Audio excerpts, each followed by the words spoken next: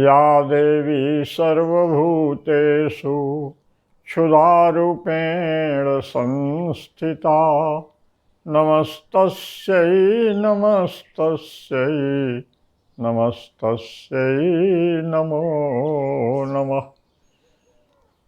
दुर्गा सप्तशती के ऋषि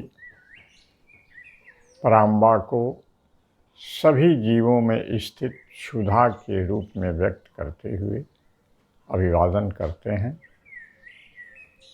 और सुरह तथा समाधि को महिषासुर मर्दनी के अवतार की कथा सुनाते हैं। पहले तो देवी पूजा के नाम पर मांस भक्षण करने वालों को इस स्तुति पर विचार करना चाहिए कि वही पराम्बा जिनकी हम उपासना करते हैं क्षुधा रूप में सभी प्राणियों में स्थित है। श्री कृष्ण ने गीता में भी कहा है कि हे अर्जुन, मैं ही वैश्वानर अग्नि बनकर सारे जीवों के भोजन को पचाता हूँ। ऐसे में यदि हम अभक्ष्य पदार्थों को अपने उदर में डालते हैं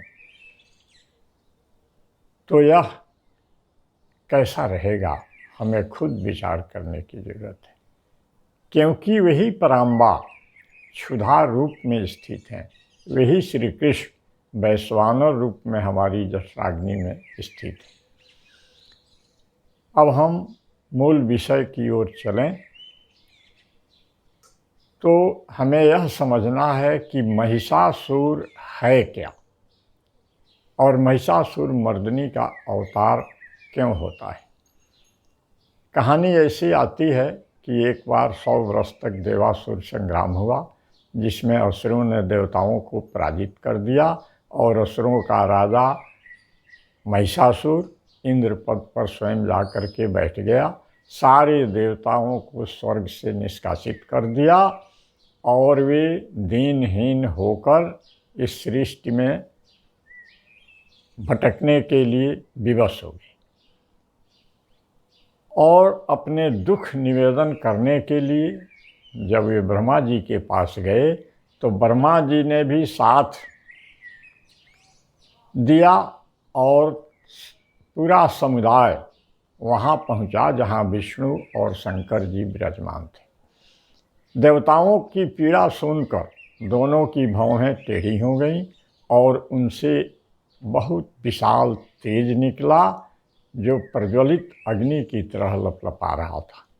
फिर सारे देवताओं ने अपने अपने शरीर से तेज निकाल करके एक समवेत नारी पुंज के रूप में परिवर्तित किया, जिसे ही महिषासुर मर्दनी कहा गया है। और उसी शक्ति ने देवी के रूप में महिषासुर की अरबों सेना के साथ युद्ध किया।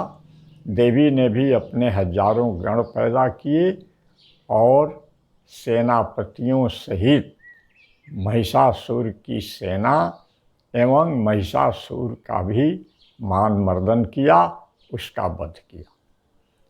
दुर्गा सप्तशती में यह भी लिखा है कि महिषासुर तरह तरह के रूप बदलता रहा, लेकिन जो स्वयं माया हैं, जिनकी चित्त शक्ति से ही सारी सृष्टि का निर्माण पालन एवं संहार हो सकता है, उस माया के सामने क्या माया कोई दिखा सकता है।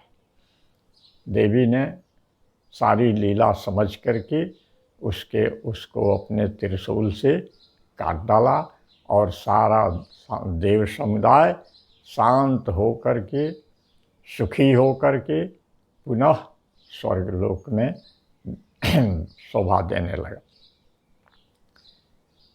तो कहानी सामान्य रूप से यही है, लेकिन हमें इसके आध्यात्मिक पक्ष पर विचार करना है कि महिषासुर है क्या और देवी का अवतार हमारे आपके इस 3.5 हाथ के शरीर में कैसे हो सकता है। क्योंकि हमारे ऋषि मुनियों ने कहा है कि जथा पिंडे तथा ब्रह्मांडे, ब्रह्मांड में जितनी घटनाएं होती हैं वह इस छोटे से पिंड में यानी शरीर में भी होती हैं।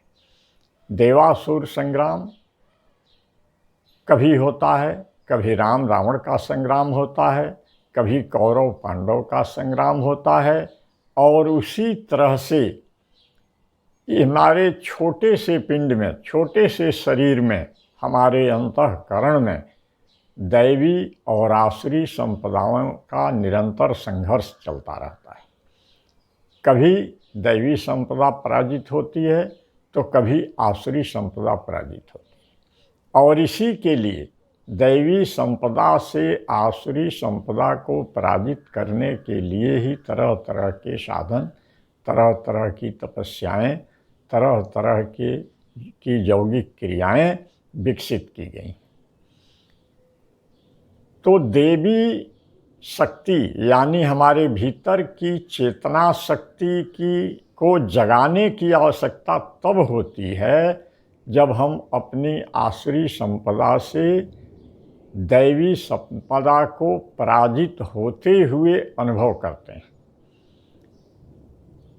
और अधिकांश जनों में यही होता है। महिषासुर क्या है? जो सारी आसुरी संपत्तियों का मालिक है, सेनापति है, राजा है। महिषासुर के विषय में रामचरितमानस में बड़ी ही सारगर्भित पंक्ति तुलसीदास ने लिखी। वे कहते हैं कि महामोह महिषेश विशाला,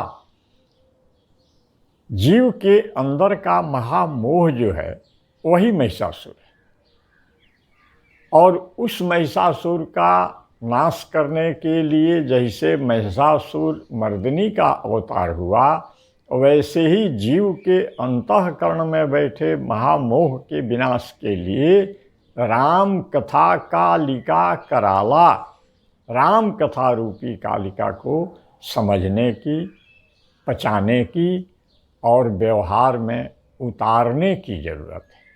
क्योंकि राम कथा में सबसे पहला प्रश्न श्रोताओं ने यह उठाया कि राम कौन प्रभु पूछूं तो ही, क्योंकि राम के चरित्र को देख करके बड़े बड़े लोग भ्रम में पड़ गए। भरद्वाज जी ने भी कहा कि राम देख सुनि चरित्र तुम्हारे, जड़ मोह ही बुधो हो ही सुखारे। स्वयं गरुड़ जी को जब बुलाया गया राम रावण युद्ध में नागपाश काटने के लिए, तो गरुड़ जी भी चकित हो गए कि ये कैसे भगवान है भाई, जिनका बंधन काटने के लिए मुझे ही बुलाना पड़ा। और गरुड़ जी को जब इस महामोह ने ग्रसित कर लिया तो उन्हें जा कर के अपना इलाज काकभूषुंडी जी महाराज के अस्पताल में कराना पड़ा, जिसकी विस्तृत कथा रामचरितमानस के उत्तरकांड में आई।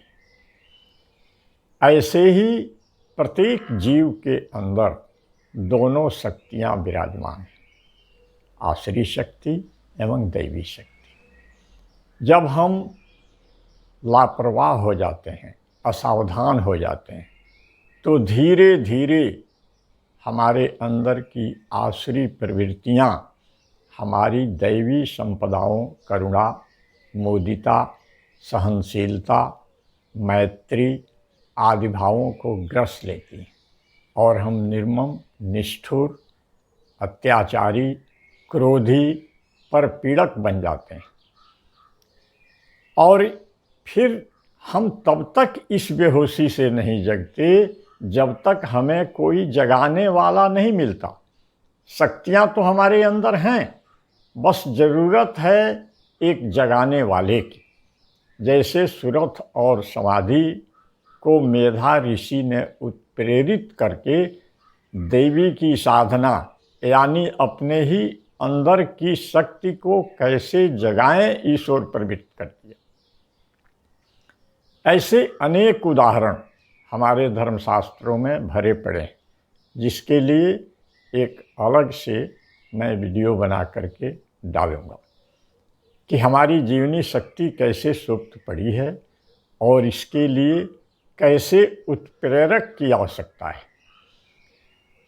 तो जब जब रामचरितमानस में लिखा कि जब जब होई धर्म की हानि, बाढ़हि असुर अधम अभिमानी।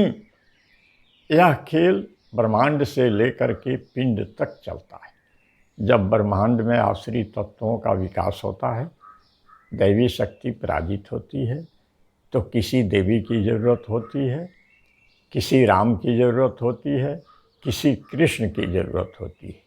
वैसे ही जब हमारे अंतःकरण की दैवी शक्तियाँ यानी देवत्व पराजित होने लगता है, शुभ भावनाएं पराजित होने लगती हैं, लोकहित की भावनाएं पस्त होने लगती हैं, तो हमें एक अदद उत्प्रेरक की ज़रूरत होती है। एक वैसे महापुरुष की आवश्यकता हमारे जीवन में महसूस होती है जो हमें सोते से जगा सके, जो हमारी अंतर शक्ति को प्रेरित करके नई ऊर्जा, नए उत्साह के साथ हमें अपने ही नवनिर्माण में लगा सके। यही इस प्रसंग का रहस्य है, यही इसकी मार्मिकता है। इसको समझ करके अपने अंदर के महिषासुर के विनाश के लिए अपने ही अंदर बैठी हुई देवी माँ को यानी उस चेतन शक्ति को किसी मेधा ऋषि की शरण में जा कर के उनसे मार्ग पूछ करके और उस पर चल करके उस चेतना शक्ति को विकसित कर जगाकर अपना कल्याण करने के लिए